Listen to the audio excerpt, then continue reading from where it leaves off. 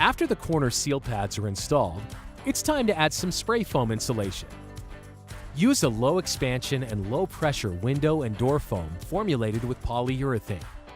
This foam must be closed cell so it can't absorb any water.